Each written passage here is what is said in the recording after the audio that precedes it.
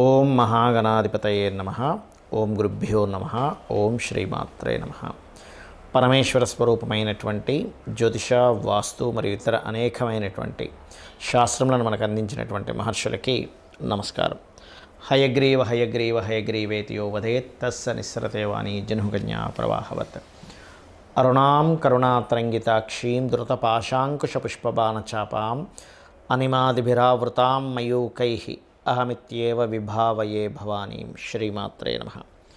ప్రేక్షకులకి ఆ లలితాంబిక అమ్మవారి యొక్క అనుగ్రహం పరిపూర్ణంగా కలగాలని మనస్ఫూర్తిగా కోరుకుంటూ మనం ఈరోజు శ్రీ విశ్వవసునామ సంవత్సరం యొక్క ఫలితములు, ఈ యొక్క ఫలితాల్లో మనం మేజర్ ప్లానెట్స్ ఏవైతే గురువు, రాహువు, కేతు అయినటువంటి ఛాయాగ్రహాలు, గురుశనులైనటువంటి మేజర్ ప్లానెట్స్ యొక్క మార్పుల వల్ల ఎటువంటి ఫలితాలు జరుగుతాయి. ఒకటి, ప్రతి రాశికి నక్షత్రాలు ఉంటాయి. ఆ నక్షత్రంలో వారు ఏ ఉపాసన చేయాలనేటువంటిది, మరియు అదేవిధంగా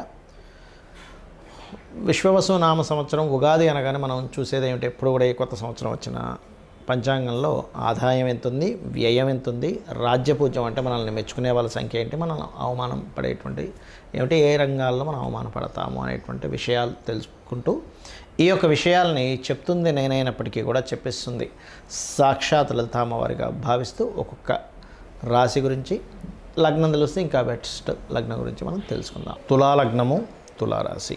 తులవారికి ఈ విశ్వవసునామ సంవత్సరంలో పంచాంగంలో ఇచ్చేటువంటి ఆదాయ, వ్యయ, రాజ్యపూజ్య, అవమానాలు ఎలా ఉన్నాయని చెప్పి చూసుకున్నట్లయితే మనకి 11 ఆదాయము, వ్యయం 5.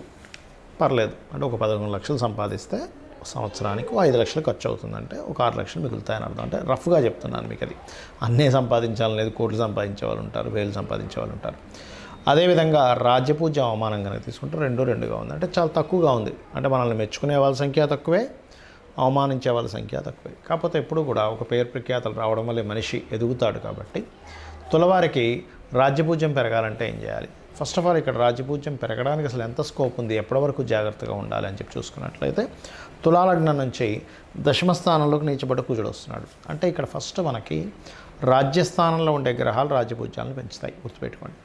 అంటే మనం చేసే పని బట్టే మనకి ఎలా అయితే పేరు వస్తుందో, పని అనేటువంటి దశమస్థానంలో ఉంటుంది. కాబట్టి అండ్ ఈ దశమంలో ఎప్పుడైతే కుజుడు వస్తున్నాడో మీరు కందులు దానంగా ఇవ్వడము, గోవులకి క్యారెట్స్ తినిపించడం ఇవి చేస్తూ ఉంటే రాజ్యపూజ్యం అనేటువంటిది పెరుగుతుంది, అవమానం కూడా ఆటోమేటిక్గా తగ్గుతుంది. రైట్. ఇక మిగతా అంశాలు కనుక చూసుకున్నట్లయితే ఇక్కడ ఫైనాన్షియల్ సంబంధించిన విషయాలు, మిగతా అంశాలు చూసుకున్నట్లయితే ఫస్ట్ ఆఫ్ ఆల్ మీకు లగ్నాన్ని గురువు దృష్టి ఉంది ఈ సంవత్సరం. కాబట్టి గతంలో ఏవైతే మనకి ఆటంకాలు కలిగాయో ఇవన్నీ కొంచెం ముందుకు కదులుతాయి. గతంలో ఎప్పటి నుంచో శని పంచమంలో ఉండి నిర్ణయాలు తీసుకునేటువంటి విషయాల్లో ఎప్పుడైతే వాళ్ళు ఒక్కోసారి చూడండి ఆలస్యం చేస్తూ ఉంటారు, నిర్ణయాల విషయంలో పోస్ట్పోన్ చేస్తూ ఉంటారు, పెండింగ్ పెడుతూ ఉంటారు. ఆ పెండింగ్ పెడుతున్నటువంటివి కాస్త ముందుకు కదులుతాయి ఎప్పుడైతే 6లోకి వెళ్తున్నాడో. సర్వసాధారణంగా 6లో శని ఉన్నప్పుడు ఏంటంటే మనం ఏదైతే కష్టపడతామో, మనం ఏదైతే ఎఫర్ట్ పెడతామో ఆ ఎఫర్ట్కి తగ్గ ఫలితం ఇస్తాడు శని భగవానుడు 6లో ఉన్నప్పుడు. అందుకే 3, 6, 10, 11 స్థానాలు మంచివి అంటూ ఉంటారు. అందులో ముఖ్యంగా 3, 6, 11 స్థానాలు పాపగ్రహాలకు ఇంకా మంచిది. రైట్. అయితే ఇక్కడ ఈ ఎఫర్ట్స్ అనేవి పెరుగుతాయి. అదేవిధంగా సంతాన సంబంధించిన విషయాలు ఇబ్బంది పడుతున్న వారికి కూడా చాలా బాగుంటుంది మనకి మార్చి తర్వాత విశ్వవసునామ సంవత్సరంలో. అండ్ అదేవిధంగా కాంపిటేటివ్ రిలేటెడ్ వాటిల్లో కూడా సక్సెస్ అనేటువంటిది ఉంటుంది. గతంలో అనవసరమైనటువంటి ఖర్చులు కూడా కొంచెం తగ్గుతాయి లాభంలోకి కేతు వెళ్తున్నందుకు. కాకపోతే కొంత సంతానము, వివాహ సంబంధించిన విషయంలో కొన్ని తప్పుడు నిర్ణయాలు తీసుకునే ఛాన్సెస్ ఉంటాయి. బికాజ్ ఆఫ్ సంతాన స్థానము, వాళ్ళ యొక్క వివాహ స్థానంలో రాహుకేతువులు కనెక్ట్ అవుతున్నారు. సో అందుకని వారి యొక్క వివాహము, సంతాన సంబంధించిన విషయంలో కొన్ని, అంటే మీ యొక్క సంతానం యొక్క వివాహ నిర్ణయాలు, వివాహ సంబంధించినటువంటి విషయాల్లో కొన్ని తొందరపాటు నిర్ణయాలు ఇట్లాంటివి జరుగుతాయనేటువంటిది చూపిస్తుంది. ఇక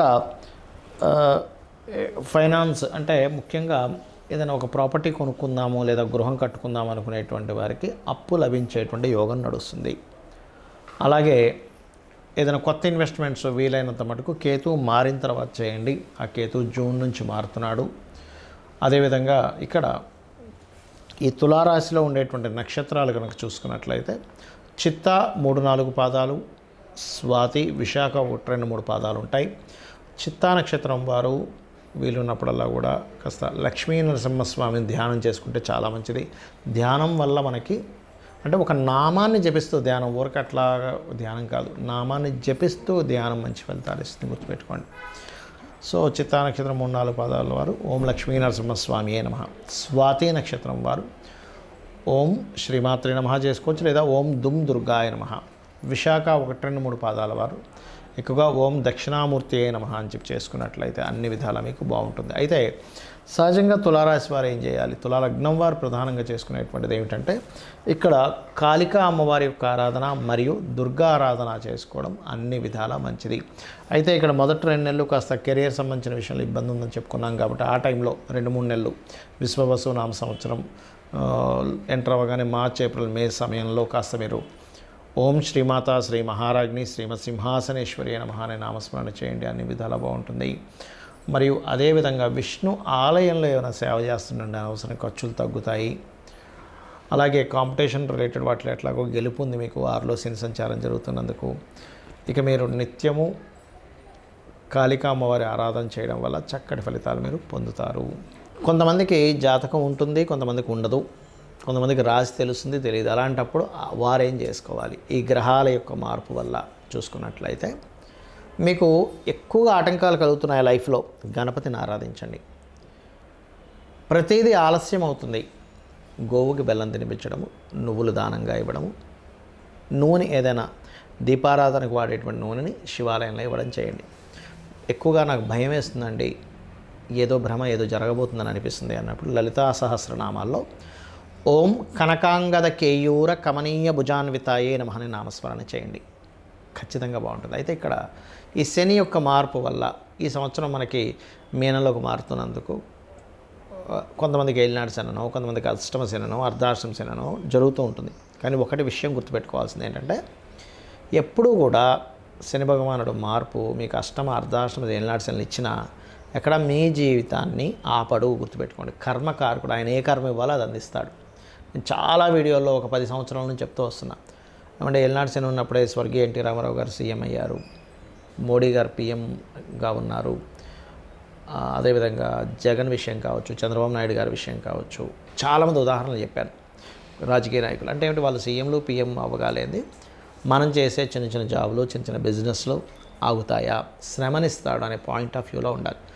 మందుడు అంటారు, అంటే మనం ఎప్పుడైతే పోస్ట్పోన్ చేస్తామో పనిని, ఇవాళ చేయాల్సింది సరే రేపు చేద్దాం, రేపు చేయాల్సింది సరే ఎల్లుండి చేద్దాం, తర్వాత చూద్దాం అని ఎప్పుడైతే మనం పోస్ట్పోన్ చేస్తామో ఆలస్యం అమృతం విషం అనేటువంటిది మనం సామెత విన్నాం. అలా ఆలస్యం చేయడం వల్ల మీకు అమృతం రావాల్సింది కూడా విషయంగా మారుతుంది. కాబట్టి ఎప్పుడు కూడా ఏలినాటి శని, అర్ధాష్టమి, అష్టమ శని సమయంలో ఈ పోస్ట్పోన్ చేయకండి.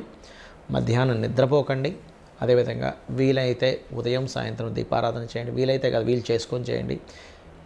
మీకు దగ్గరలో ఏదైనా ఆలయం, అందులో ప్రత్యేకంగా నరసింహస్వామి, లేనట్లయితే ఆంజనేయ స్వామి, గణపతి, శక్తి ఆలయము, ఇలా స్కందున ఆలయం ఏమున్నా రోజు టెంపుల్కి వెళ్ళడం అలవాటు చేసుకోండి. 1% కూడా మీకు శని యొక్క ప్రభావం పడదు, గుర్తుపెట్టుకోండి. అలాగే ఏదైనా ఒక నామాన్ని తీసుకోండి, చేస్తూ ఉండండి, ఉచ్చరిస్తూ ఉండండి. అదేవిధంగా ఈ శని యొక్క ప్రభావం మీనంలోకి వెళ్తున్నందుకు మనం ఆల్రెడీ 2.5-3 సంవత్సరాల క్రితమే ఒక విషయాన్ని అనుకున్నాం. మకరంలో శని ఉన్నప్పుడే కుంభంలోకి వెళ్తున్నాడు, వర్క్ విషయంలో రెవల్యూషన్ తీసుకొస్తాడు అనుకున్నాం.